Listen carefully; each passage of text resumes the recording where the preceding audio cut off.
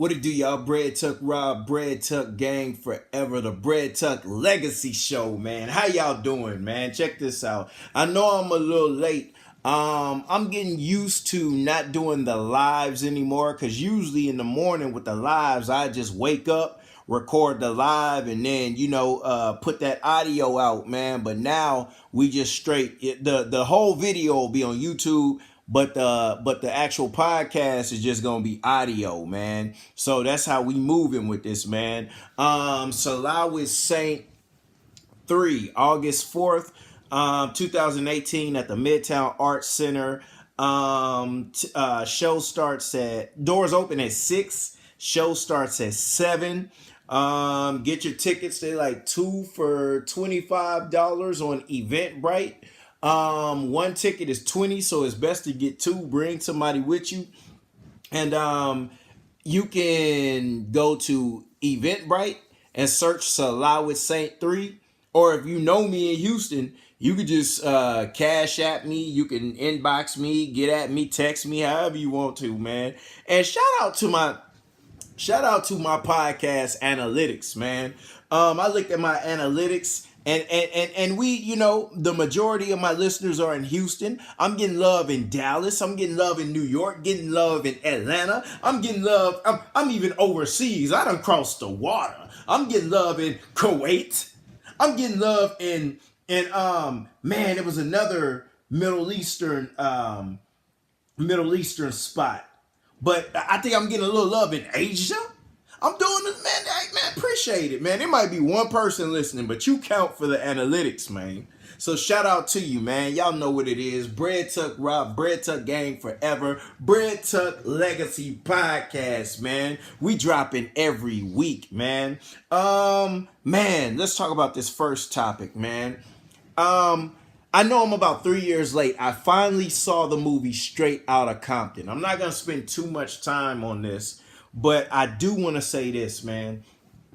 The reason I didn't watch the movie when it came out, I ain't gonna lie. At first, I was gassed about it. I'm like, yeah, man, I'm gonna go see this Straight Outta Compton. Woo, woo, woo. Then I thought about it. I'm like, wait a minute, because me right now, currently, or just the new me or the evolved me, the evolution of Bread Tuck, I'm not into the whole black on black violence. I'm not into black people dissing one another. Excuse me. Let me take a sip of my beverage. And if you're watching this on YouTube, you can see I snatched the label off because ain't nobody running a check for that.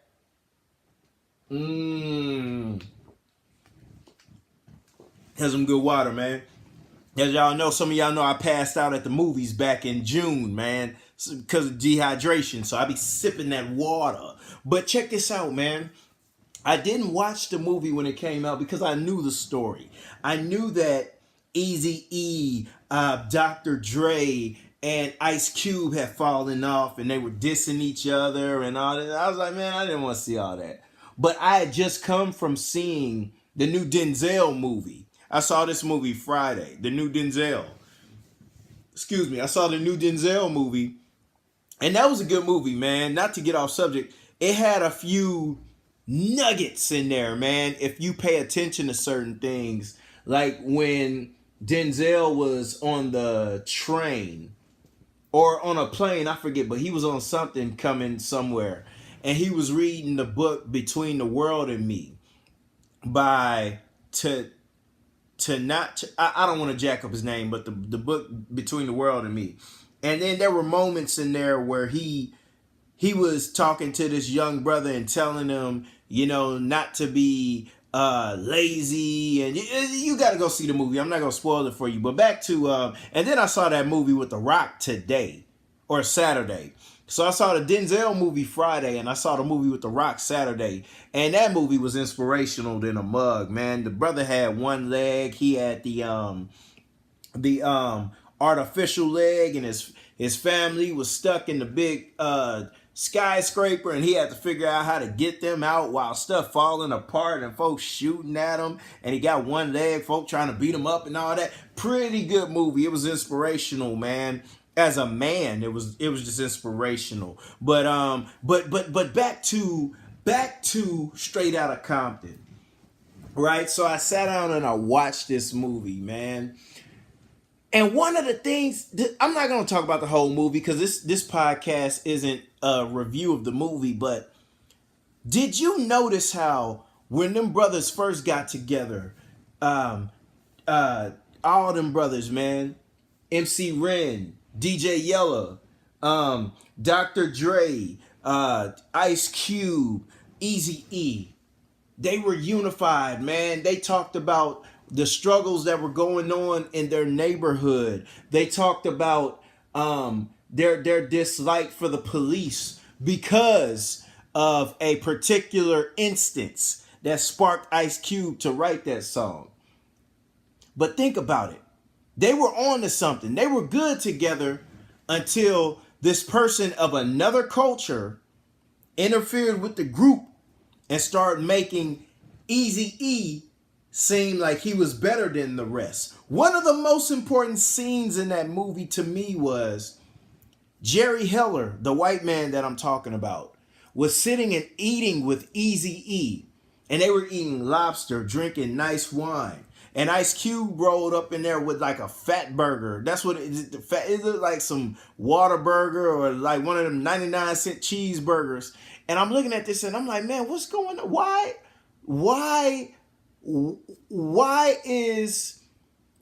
isn't Ice Cube and all the why don't they have the wine?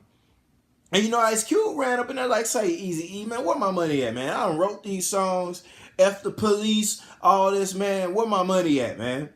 And your boy Easy E was like, man, holla at that boy, Jerry Heller, man. And you know, Jerry Heller, you know, man, they're not giving us our money, and you know, I gotta go talk about some things. And by that time, Cube was like, man, look, fam, I'm good on this, brother. I'm gonna finish off this tour, but I'm up out of here. But the point I'm making is, as black people, we have something pure and authentic. We're together when we're creating this beautiful campaign, this beautiful movement. And then somebody that is not a part of this movement that we created comes in, interferes, and jacks everything up. You don't believe me? Look at the Black Panthers. The Black Panthers, Huey P. Newton, Eldridge Cleaver, Bobby Seals, my boy Fred Hampton, they all had something beautiful going. These were real life superheroes who were here in Oakland to protect this black community, provided health care, food for the children, all that. Protection in our neighborhoods. Then the government created drugs and put them in those communities. My boy Huey P. Newton got hooked on drugs. Then they started putting Eldridge Cleaver and Huey P. Newton against each other. Let's go back to the movie. Ice Cube against Easy E. Dr. Dre against Easy E. Ice Cube against the rest of NWA. Huh? Jerry Heller. Jerry Heller played a huge part in that. Now check this out, man. Later on in the movie, by this time, Ice Cube is doing his thing. And another scene, man, when the white boy at Priority didn't pay Ice Cube his money, Ice Cube took that baseball bat and went in there and started knocking pitches off the wall. Man, if you're from Houston, you remember that song with my boy Youngstar, and was it Flex?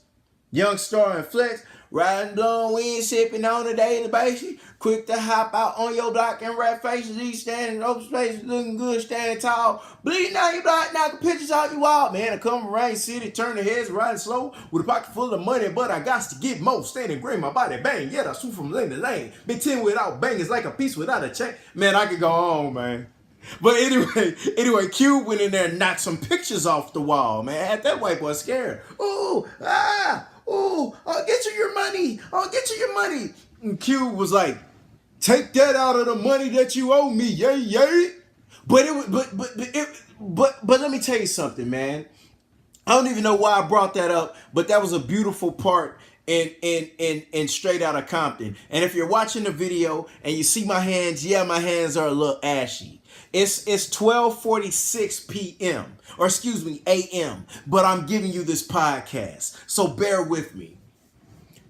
But Eazy-E is driving through the city of Compton, and he's seeing billboards of the Chronic that sold 5 million.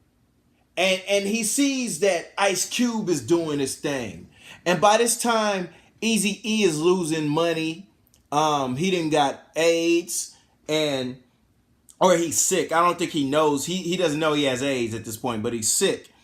And then, he's smiling and he's like, man, you could tell he's like, I just want my old crew back, man. So he goes to a club where Ice Cube is at, and he's like, hey, man, what's up? Ice Cube bodyguard's ready to, hey, man, Eazy like, look, man, it's not like that. Ice Cube mean mugging. Then Eazy like, man, look, I think it's time to get the group back together. Then Ice Cube, he's happy about it. Then he's like, man, the only way y'all come back is if you got to get rid of Jerry Heller, though. And then Eazy's like, he's okay, whatever. Then he calls Dr. Dre. Now watch this. Eazy-E is sitting at this old dingy, dirty looking pool, and Dr. Dre's at this beautiful pool. And Eazy-E's like, hey Dre, man, I talked to Q, we want to get the group back together. And Dre's like, yeah, man, let's do it. Da, da, da, da. And then they're on the verge of getting the group back together, but then we find out that Eazy-E has AIDS and he later dies. But before that, he tells Jerry Heller, I'm broke now. This is all because of you. I don't have my friends anymore because of you. I'm done with you. I'm getting the group back together, and you're not going to have anything to do with it. And I thought that was beautiful, man. But because that person of another culture came in, infiltrated what they had, and just turned people against each other and was corrupt, this group fell apart, man. So I want to say, as culture creators, and I'm talking about black people, as cool dictators, because we dictate what's cool. We dictate culture. When we create something amongst ourselves, it is important for us to protect that. Now, if we want to do business with people of other cultures, that's fine. That's fine, and that's okay. I'm not opposed to that. But when they're brought in, they need to know their role. They need to know that this does not belong to them. They need to know to be transparent and know that they will be removed if they bring about any kind of discourse to what we have going on. Because I got to be honest with you, man. People outside of our culture have a history of bringing discourse. Go watch the movie. Go look at Straight Outta Compton. Go look at the go look at the excuse me, man, let me turn this fan on. It's hot. All this talking. But go look at the Black Panthers PBS documentary. I'm sure they play it over and over on PBS sometimes, but you can rent it on iTunes. It's a great watch. You can buy it. It's like $14.99. You can rent it for $3.99. It's a great watch. It's a great piece of history, man. But I think it is important for us to control our situations, our collaborations amongst each other. Now, like I said, we can do business with others, but they have to respect what we got. They're going to be transparent, and they need to know that they will be removed because you do not own this. You did not create this, and we will not let you destroy that. But that's it on Straight Outta Compton, man. I just finally had a chance to watch that 3 years later, and that was it was very eye-opening to me. I knew the story. I mean, you hear the stories when you're younger. I'm 34. I remember they got started when I was crazy. I was like 4 years old. But now, just being a grown man, watching it and thinking the way I think now, I see different things, man. And then there was Jewish people that wrote that movie. That bothers me, man. When we have our own stories, I think it's important that black writers write our stories, man. I mean, this, I'm just, can we have something of our own? Goodness. Now, unfortunately, we don't own the major production companies and all that Tyler Perry does, and I think we could do it on our own. But and you know what? That movie cost $30 million to make. In my mind, I was like, man, Cube and Dre could have bust that down and put that together. But that's none of my, whatever. That's not my. I just think that as black people, man, we should be able to fund our own. Well, we should be able to write our own stories or have black people write. It just makes me uncomfortable that people outside the culture wrote that. Because it's just certain part. It's just like the newest Superfly movie. An Asian guy wrote that. And when I watched that movie before I passed out, of course, but when I was watching that movie, it was a scene where they was at Superfly's house and they had a party, and two black girls just got into a fight and everybody was just standing around cheering. And I'm like, we let an Asian dude write this about us?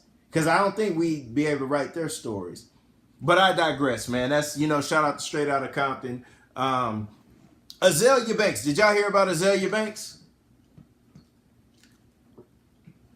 Take a sip of my water, man. She went on Wild 'N Out.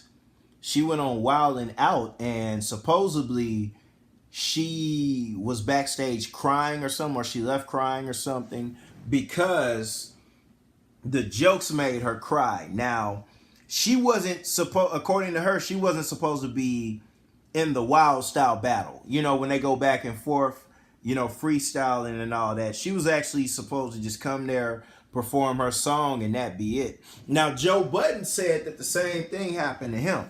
He wasn't supposed to be rapping back and forth. He was just supposed to come there, perform a song. But when he got there, they was like, hey, man, come on, man, get in the battle with us. And he was like, cool. Now, she got in the battle, and supposedly there was some colorism jokes being made her way. Now, I'm going to be honest with you, man. I am not a fan of colorism amongst black people. So I get it. But at the same time, I think she should have known that, that's just how they get down at Wild 'N Out. Now, I'm sure it's okay for her to feel a way about the agreement. She wasn't supposed to be in on that. But I mean, that's how they get down. But I do hate the colorism jokes, man. I'm not going to lie. I used to work at a restaurant, and it was me and this other brother. We used to always go back and forth with each other, in jest. It was playful, but we were two big dogs going back and forth with each other, and other people were into it. That you see two gladiators going back and forth, you into it. And he would make jokes about me being black. And I was like, I'm not, and you know what?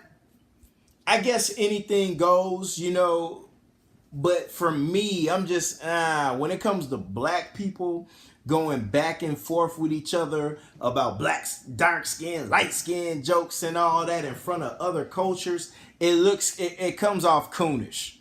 And I'm not here to coon. Or I'm not here to participate in coonish activity.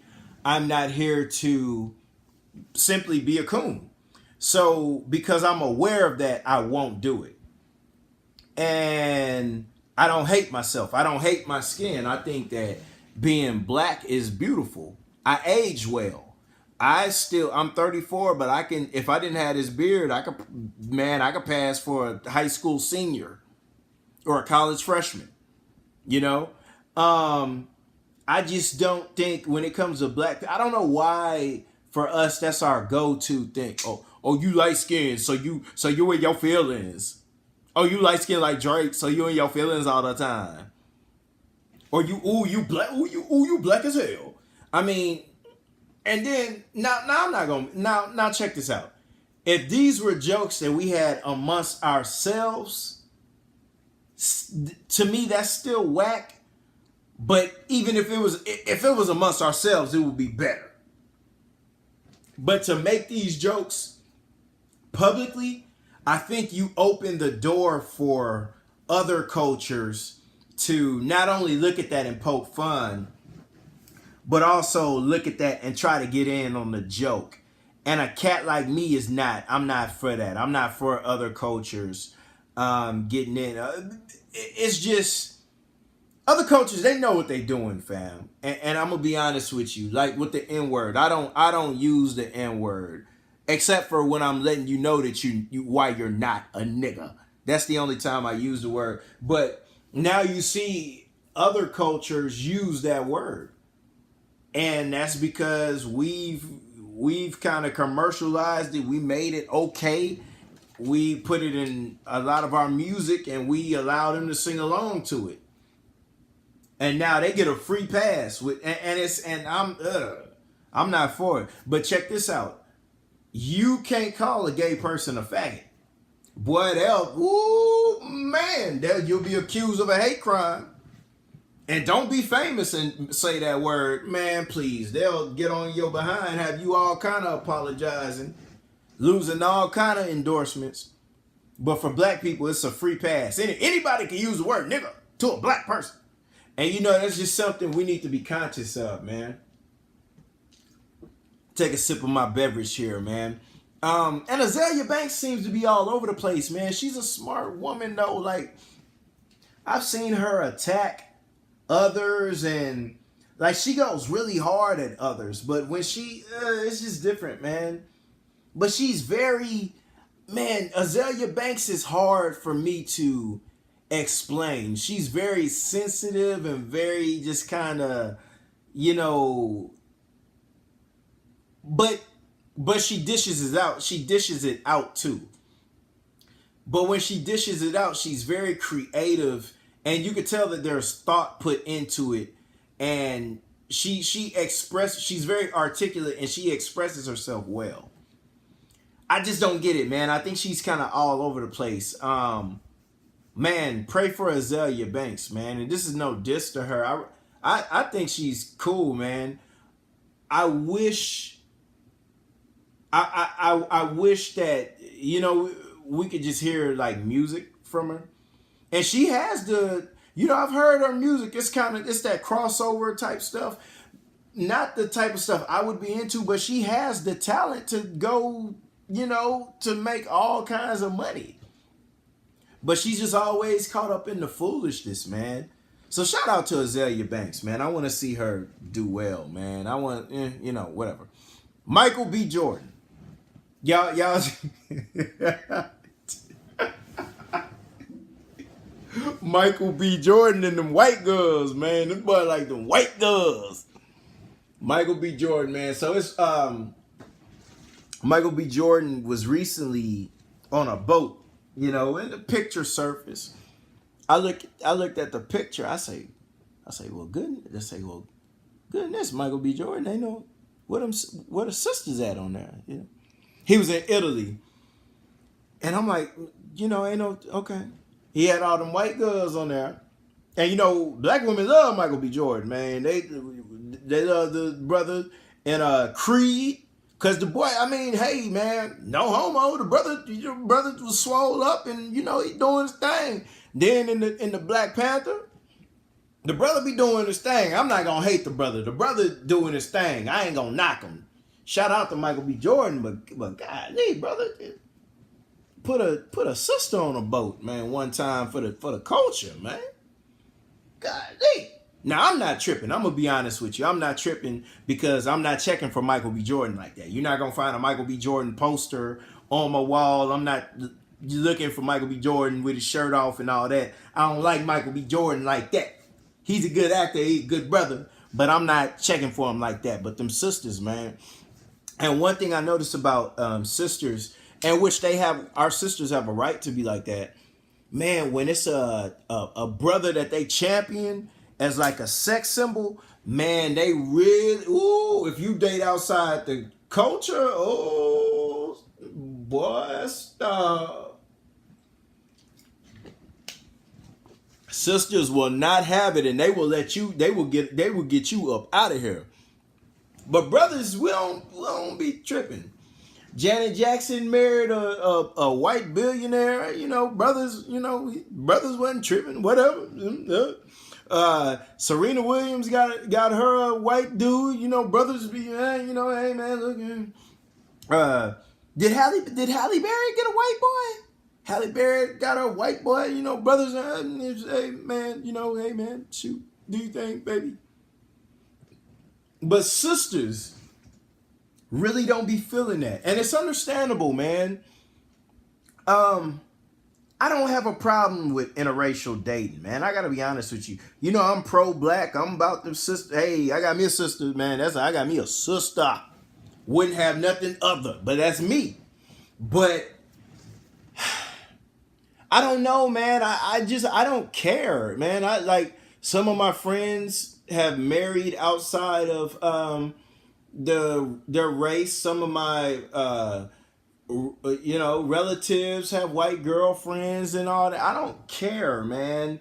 As long now, for me, the issue would be if you have a sister. No, if you don't have a sister, you have somebody else outside the culture, but you're hating on sisters. That would be an issue for me, because it's like, okay, fam, you hating on black women, but your mama black dope, but your sister black dope. Let's not get too carried away.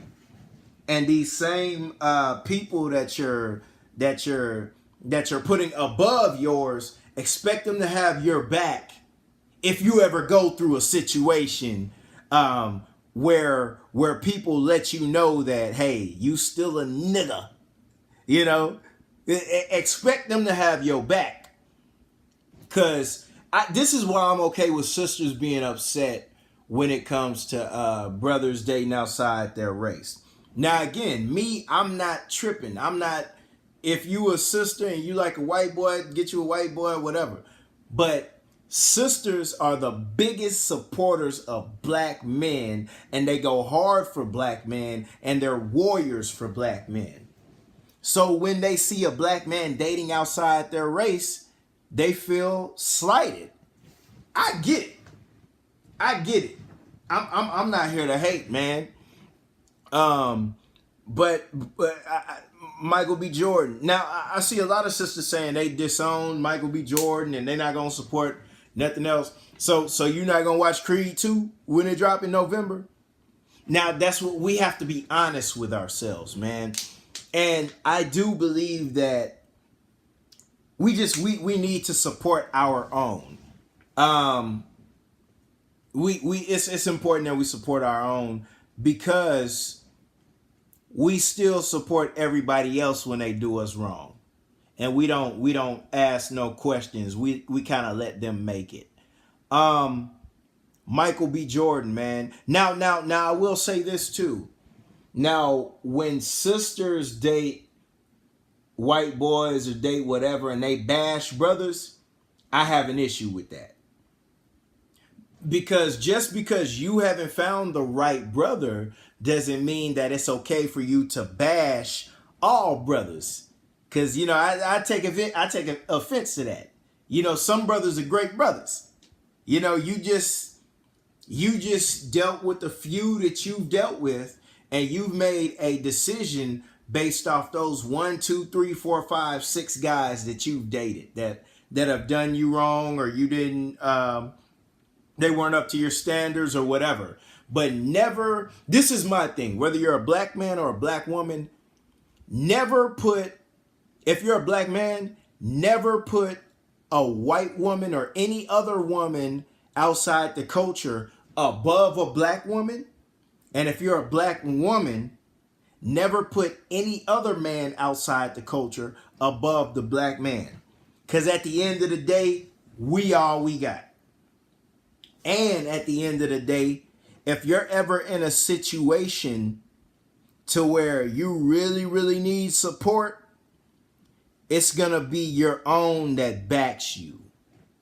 I'm going to just leave that there, man. So God bless Michael B. Jordan. If you like white girls, whatever, he put them white girls on the boat. Then he got on the Instagram and he said, man, I love I like chocolate. I like vanilla. I like strawberry. I like caramel. I like, I was like, Michael B. Jordan, just relax. You're not helping your situation, fam. Sometimes you just got to be cool, man. You just got to, Michael B. Jordan, it's okay. You like white women, just like your white woman, go to Italy, put all the white women on the boat and be cool, man. God bless you. But I'm going to be checking for Creed, too. Because I ain't looking at you like that. But I get it, man. Shout out to Michael B. Jordan. That's a talented brother. The Oath Keepers. Man, this past weekend, man, or this past week, are the great Maxine Waters. You know that I'm reclaiming my time. I'm reclaiming my time. She don't be playing games with nobody, bro. I ain't gonna lie to you. Check this out. I want to say about a month or a couple months ago, she pretty much said, if you see any Trump supporters in public, push back and let them know that you're not okay with them, and put a little pressure on them. She was saying, man, put some pressure up on them. And this past weekend, and then after that, man, did y'all see I think it was last week or 2 weeks ago, that Hispanic man threw that drink, threw that slushy or that milkshake in that white boy face because he had the Make America Great hat on. Now, I'm gonna be honest with you. Now, I'm pro-black. I think black people should move like this, and we should support our own, and we should, other people outside the culture, they should recognize. But I'm okay with people, if you support Donald Trump, that's you. I don't have to disrespect. That's your belief. Don't disrespect my belief, though. We should be able to respect each other's beliefs and keep it on the up and up. But when it gets disrespectful, then it gets disrespectful. I guess that's why the boy got the drink thrown in his face. But at the end of the day, did you like your boy from I forget what movie, but did you die though? Did you die? Cause I'm seeing a lot of black men and children dying at the hands of the police. So if all that boy got was a drink thrown in his face, all right, you lived. But Maxine Waters, the Oath Keepers in LA, they decided they were going to protest her office. And it was a lot of brothers and sisters out there that said, no, you not. I dare you. So a lot of brothers and sisters, they posted up outside of Maxine Waters' office. They're brothers with bats. I heard the Crips and Bloods was out there. And them Oath Keepers decided that, you know what? This might not be the best move for us. We're going to kind of fall back from this one. Now, a few Oath Keepers rolled up, but according to the article I read, they kept their distance, brother. They wanted to make sure they was safe. Because they wanted zero smoke with them Crips and them Bloods out there. And them brothers with them baseball bats. And I really appreciated that, because it's okay to protect your own. Brothers and sisters united and said, I tell you what, man, you not finna have Maxine Waters out here looking crazy. Not on our watch. Not on our dime. Now, if y'all want to talk all your crazy stuff on Twitter where you can't be seen and you want to do your own thing in your neighborhood, that's fine. But in LA, you come up here with this. It's square business. It's square business down here, man. Sip my beverage. It's square business down here. And there was a few policemen out there to kind of make sure, the situation was on the up and up. There were There were a few scuffles, but at the end of the day, it was all good. And Maxine Waters was tweeting. She was like, hey, man, you Oath Keepers, I suggest, it wouldn't be a good look for y'all if you rolled up on me with the foolishness. So I suggest you stick to Twitter because it's real life out here in LA. And I appreciate that, man. If black people, if we moved like that, I think there would be less of George Zimmerman's and less of these people shooting ours up. Because what's happening is, or what has happened is, these people are harming ours because they feel like there's no consequences. And I'm not saying we should go out there and, I think it's okay to protect your own. That's all I'm saying. And I'm going to leave it at that. It's okay to protect your own. Everybody else protects their own. When you look at, I've seen these videos of Asian nail shop owners teaming up, beating up on black folk. They protect their own. We should be able to protect our own. And I'm okay with it. Sip my beverage on y'all. Last topic I want to talk about. Y'all heard about this Floyd Mayweather 50 Cent thing? This happened within the past 2 days, man. I'm gonna read you the article. I'm gonna read you this article. Cause I just read this today and I'm like, brother. Now, you know that 50 Cent and Mayweather are supposed to be friends, right? They've been hanging out with each other. 50 Cent has come out to when Mayweather was fighting, he would walk him out to the ring. Excuse me. He would walk him out to the ring. And as friends, right, when you have differences or you fall off, it's okay to figure it out as far as it doesn't go too far. But y'all tell me what you think about this. I'm going to read you this post, and this is something that Mayweather posted on Instagram or Twitter.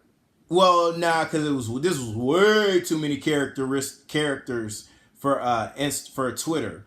But I don't know, I guess they fell out for some reason. But anyway, Curtis confidential informant Jackson.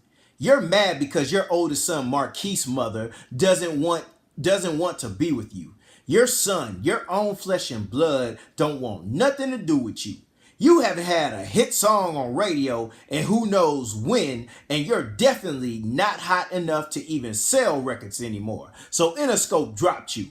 You are jealous of any rapper, athlete, or entertainer that's hot or got something going for themselves. You are such a snitch, and we got paperwork to prove it. You talk about Ja Rule, but you stole his whole style and ran with it. You are the only self-proclaimed gangster that's never put in work. You need to pay homage to the real 50 Cent for stealing his name and his storyline. Your claim to fame was getting shot numerous times and living to tell it, and you think that's gangster? Where at? You currently live in an effing apartment in Jersey. You are always in somebody else's business just to stay relevant. You should just be a blogger because it's obvious you don't have nothing going on in your life. You are mad that Kanye West ended your career. The only thing you got going is power, and everybody watches that because Ghost is a dope character on the show. You can leave the show, everybody will still watch Power. But out here in the real world, I'm the real Ghost. That's not a mansion in Connecticut that's not a mansion in Connecticut that you're in debt for. That's a dump, a money pit, an oversized trap house. It was dope when Mike Tyson had it in the late 80s and 90s, early 90s, but you couldn't afford to maintain it. You're always talking about somebody is broke, but the last time I checked, it was Curtis Jackson that filed for bankruptcy, not Floyd Mayweather. So quick to gossip like a bee. Why don't you tell everybody how you got herpes from DJ? God, chill.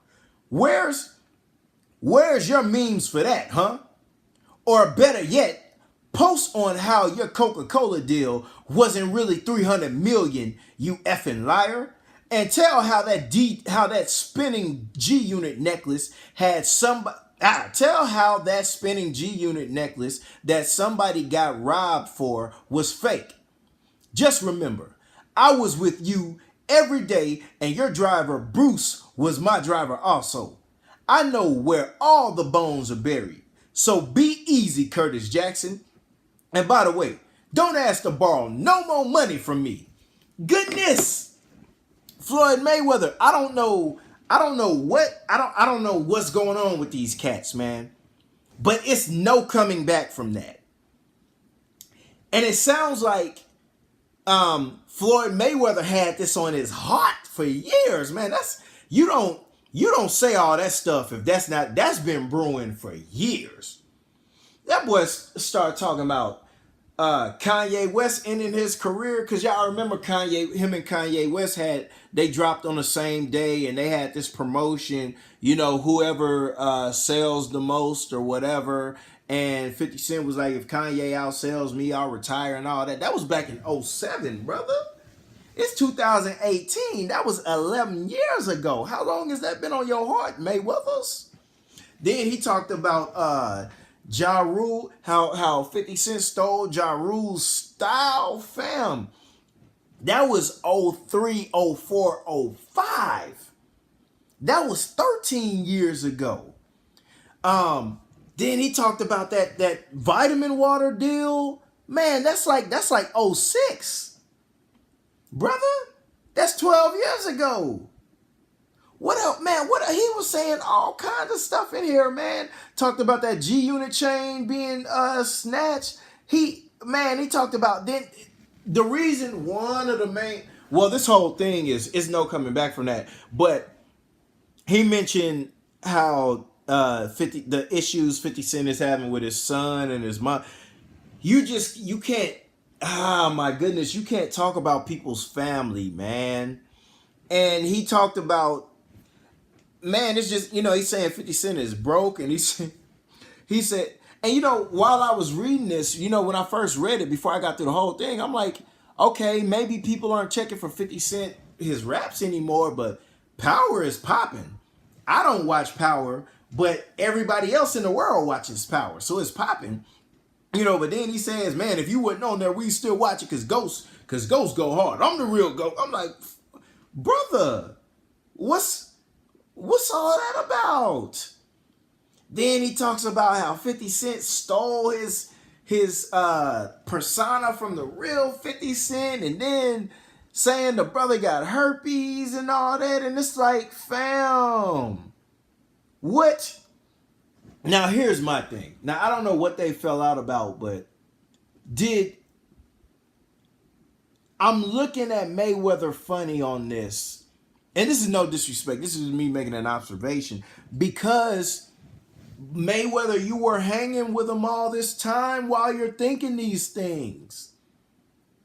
Did you express these things to him on the low? Like, hey, 50, it's crazy how you running around calling yourself 50 Cent and that man ain't 50 Cent, But it's just crazy. And I don't know what happened. And I guess people are waiting for 50 Cent to respond.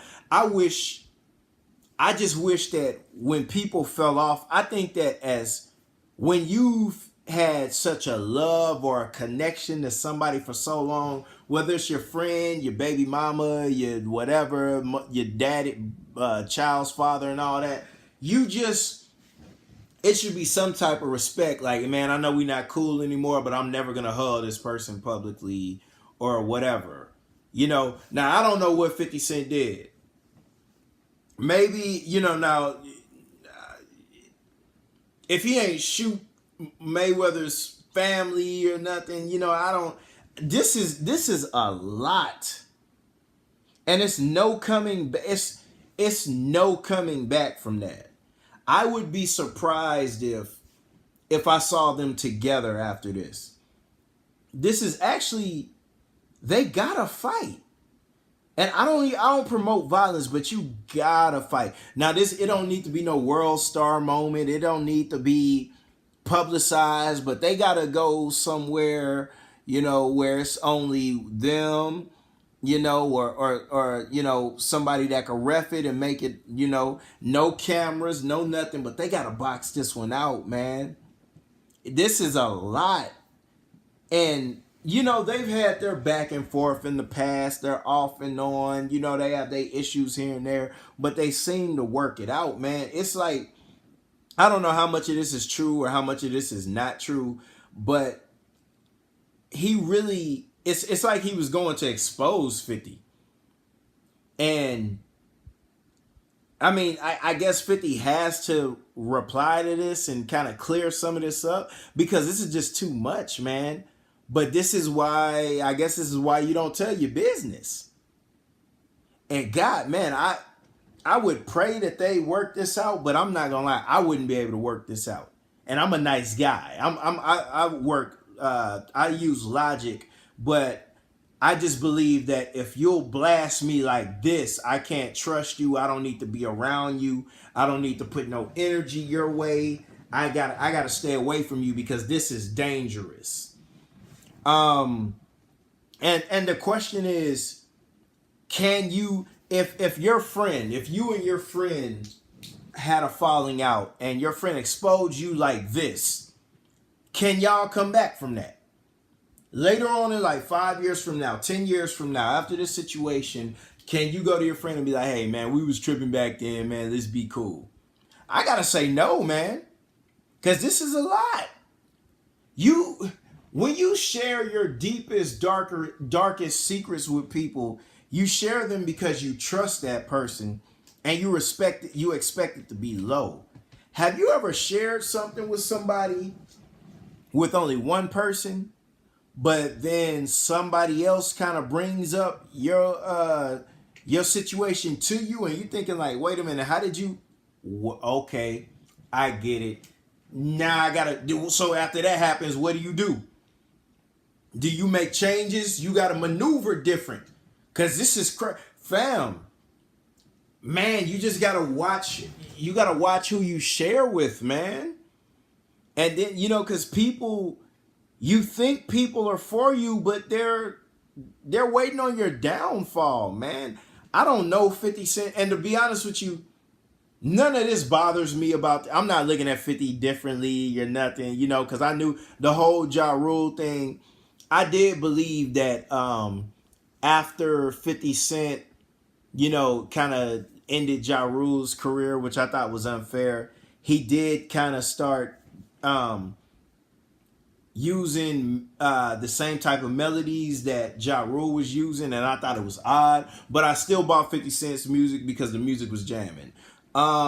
The whole 50 and Kanye thing, I bought both CDs because I love music, but I'm a Kanye fan. So if I would have only had money to get one CD, I would have only bought the Kanye. I don't watch Power, so that doesn't bother me. If 50's in debt, whatever. I mean, we all go through some things. I'm sure he could bounce back from it.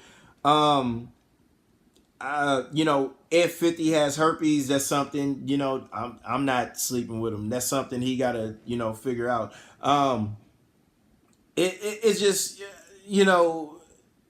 it's a lot, man. The whole, the mentioning the man's family situation with his son and his baby's mother or whatever, and the herpes thing, that was just too much.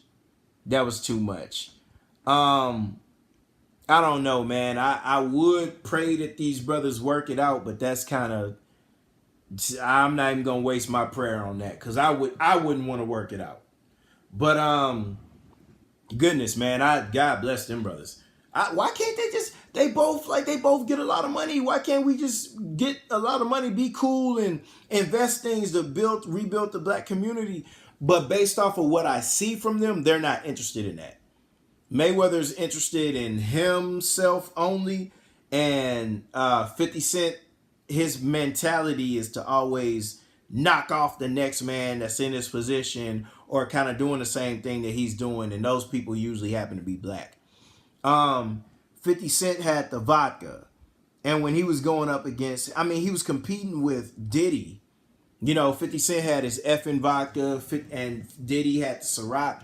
And I'm like, man, 50, out of all the other vodka companies, you got Stoli vodka, you got Grey Goose vodka. Why Ciroc? Like, why so much hatred towards Ciroc? But I mean, that's just, you know, God bless these brothers. They should be able to just get a bunch of money, put their money together, and bring about solutions for our people, but they not on that. Yeah, but y'all know what it is, man. Bread Tuck Rock, Bread Tuck Gang forever, man. Bread Tuck Legacy Podcast. We have 50 minutes. Man, Salah with Saint 3, man. August 4th, 2018 at the Midtown Arts Center. Doors open at 6. The show starts at 7. Get at me for tickets or go to eventbrite.com and get your tickets. They're 2 for $25 or 1 for $20. If you support what I do and you want to support this content, cash at me at Bread Tuck Legacy, man. And y'all know what it is, man. Just keep up. Thank you for keeping up with this podcast, man. The numbers are kind of going up, and I really appreciate that, man. I just want to do dope stuff, and I just want to be great, man. And I just want to uplift my community, and I want to watch my family be dope. But y'all know what it is, man. Bread Tuck Rob, Bread Tuck Gang forever. Y'all mucho, take it easy. H-Town all day, though.